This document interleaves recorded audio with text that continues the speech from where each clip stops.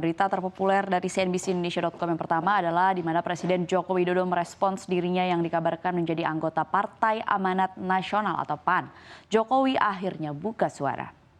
Di stasiun Pompa Ancol Sentiong, Jakarta Pusat, Senin pada hari ini Presiden Jokowi bilang bahwa Partai PAN ini kan masuk koalisi pemerintah. Jadi PAN itu masuk ke keluarga kita, begitu ungkap Jokowi. Sebelumnya Ketua Partai PAN Zulkifli Hasan menyebut Jokowi kini berpartai di PAN dan tak lagi partai lamanya di PDIP Perjuangan. Mengutip dari detik.com, Zulhas juga menyebut partainya merupakan partai yang bukan suka marah-marah. Saat hal tersebut diungkapkan, Zulhas, para kadernya pun merespons dengan teriakan gembira. Zulhas pun sempat berjoget ria bersama para kader dengan dendangan lagu PAN PAN PAN. Merespons hal ini, Sekjen PDIP Hasto Kristianto pun berkomentar meminta kartu anggota resmi Jokowi jika benar bergabung dengan PAN.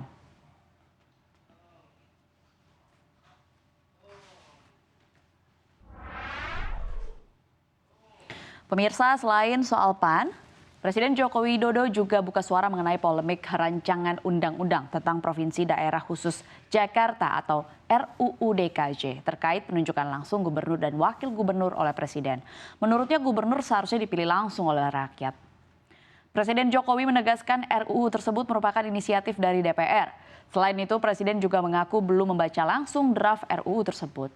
Sebelumnya, Menteri Dalam Negeri Tito Karnavian juga menjelaskan bahwa pemerintah dalam posisi menolak usulan dalam RUU DKJ perihal gubernur dipilih langsung oleh Presiden. Tito pun mempertanyakan alasan atau ide penunjukan gubernur dan wakil gubernur oleh Presiden di Jakarta nanti yang mana sebelumnya dilakukan melalui pilkada. Selain itu, pilkada yang berlangsung untuk menentukan kepala daerah wilayah Jakarta juga sudah menunjukkan proses demokrasi yang baik.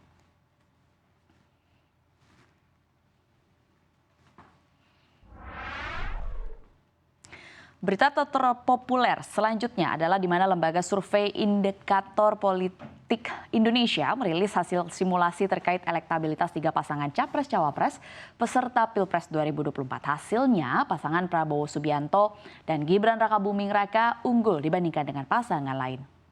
Survei yang dilakukan pada periode 23 November hingga 1 Desember 2023 terhadap 5.380 orang responden. Survei dilakukan melalui survei tatap muka. Pemilihan sampel dilakukan melalui metode random sampling. Margin of error kurang lebih 2,9% dengan tingkat kepercayaan 95%. Dalam survei, responden diberikan pertanyaan, jika pemilihan presiden diadakan sekarang, siapa yang akan Anda pilih di antara pasangan nama tersebut? Hasil simulasi elektabilitas 3 pasangan Capres-Cawapres Pilpres 2024 berdasarkan survei Indikator Politik Indonesia diungguli oleh pasangan calon Prabowo Gibran sebesar 45,8%, diikuti oleh Ganjar Mahfud sebesar 25,6% dan juga Anies Caimin yang sebesar 22,8%. Sedangkan responden yang menjawab tidak tahu atau tidak menjawab adalah sebesar 5,8%.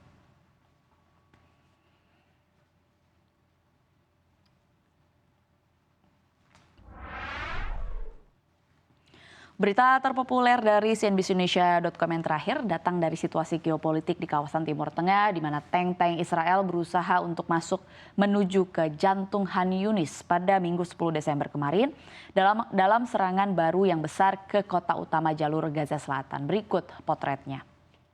Didokumentasikan oleh Reuters, beginilah situasi tank-tank Israel yang berusaha masuk menuju ke jantung Khan Yunis pada Minggu 10 Desember kemarin. Hal tersebut dilakukan ketika otoritas kesehatan di Gaza yang dikuasai Hamas mengatakan bahwa sekitar 18.000 orang warga Palestina telah tewas dalam perang.